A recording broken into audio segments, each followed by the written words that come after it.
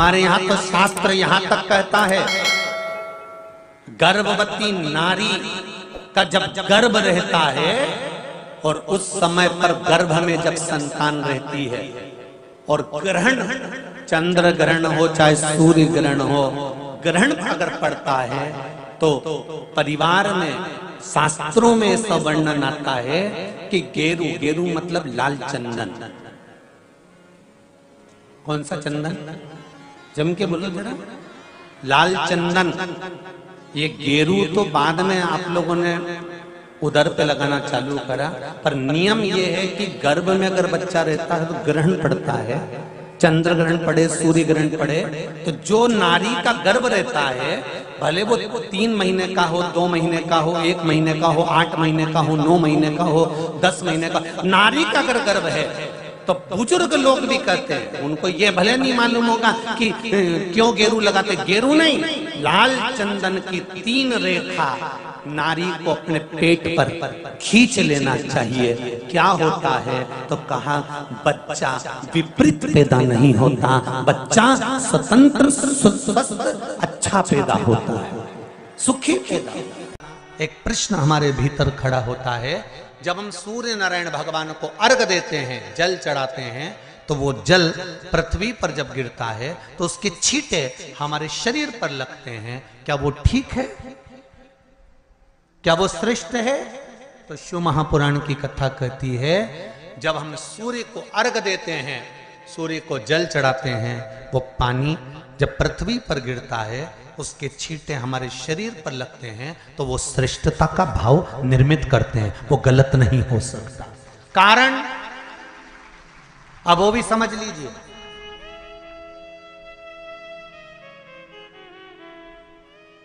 अब सूर्य नारायण भगवान को आप जल चढ़ा रहे हो तो छींटे नहीं लगे, उसके लिए क्या स्टूल पे चढ़ के चढ़ाओगे कि कुर्सी पे चढ़ के चढ़ाओगे? अरे बोलो तो सही। अब कई लोगों के दिमाग में यह बात भरा गई कि हम भगवान को जल चढ़ाते हैं, वो हमारे शरीर में छींटे लगते हैं, जमीन पे से पानी गिरता है, वो हमारे शरीर को छींटे लगते हैं, भगवान को अच्छा नहीं लगता होगा। कौन ने कहा? पहले तो उसको पकड़ के ला।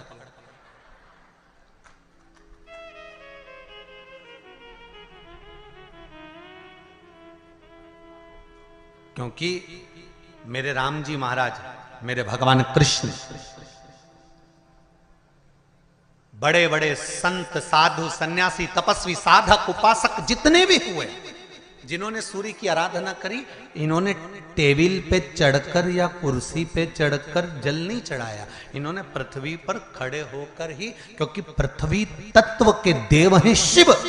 जब हम मृत्यु लोक पर खड़े होकर, पृथ्वी पर खड़े होकर भगवान शंकर का भाग पृथ्वी तत्व को धारण कर कर जल को हाथ में लेकर जब समर्पित करते हैं, और जो जल नीचे गिरता है वो शरीर पर अगर लगता है तो हमको उसका आशीर्वाद ही प्राप्त होता है, दोष नहीं लगता।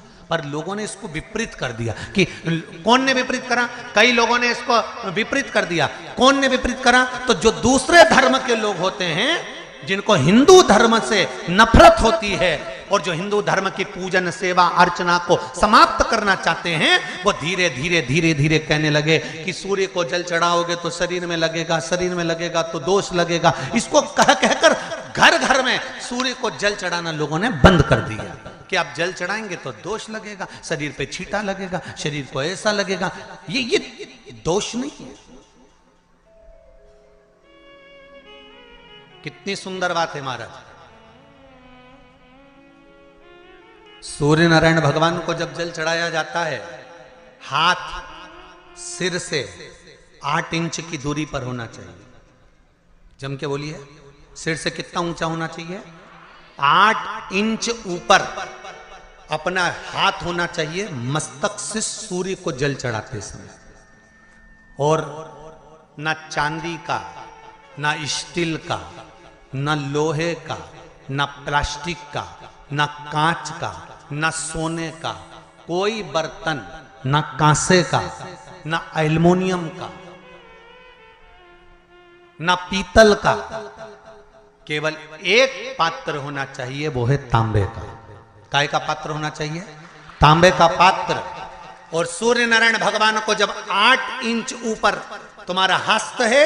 और जब हम सूर्य को जल चढ़ा रहे हैं, कैसे जल चढ़ाना है वो भी समझ लीजिए। अगर कोई कैंसर का मरीज है, जिसके चेस्ट में कैंसर आ गया हो, लेफ्ट में राइट में कहीं पर कैंसर आ गया हो, या कोई गठान आ गई हो, तो महाराज आप जल चढ़ाते समय उस जल की धार को सूर्य भगवान को जब चढ़ा रहे हो तो धार आपकी गठान की ओर जाना चाहिए, जिससे सूर्य की किरण उस जल में से आपके उस स्थान पर पड़े, उस जगह पर पड़े जहां पर गठान है। महाराज आप लगातार जल तो चढ़ाना चालू करो, अच्छे अच्छे डॉक्टर फेल हो जाएंगे और कह देंगे गठान ठीक हो गई। आपका लीवर और किडनी गड़बड़ कर रहा है, आप प्रतिदिन आपका स्वास्थ्य गड़बड़ रहता है, आप प्रतिदिन ये ज्योतिष शास्त्र के अंतर्गत, रत्न शास्त्र के अंतर्गत, ये रत्न शास्त्र, ज्योतिष शास्त्र, रंग शास्त्र जो हमारे यहाँ है, रंगों के हिसाब से ये जितने रत्न होते हैं, माणिक हुआ, मोती हुआ, नीलम हुआ, मूंगा हुआ, पुखराज हुआ, ये क्यों कहते हैं ये पीला है, ये सफेद है, ये नीला है, ये लाल है, इसको शरीर में क्यों पहनाते हैं? उसका कारण होता है कि जब शरीर में पहनते हैं सूर्य की किरण उसमें पड़ती है, हमारे शरीर पर वो कलर का इफेक्ट पड़ता है, उस कलर को शरीर पर लगता है, और शरीर पर लगता है तो हमारा शरीर धीरे धीरे, हमारी जो इंद्रियां हैं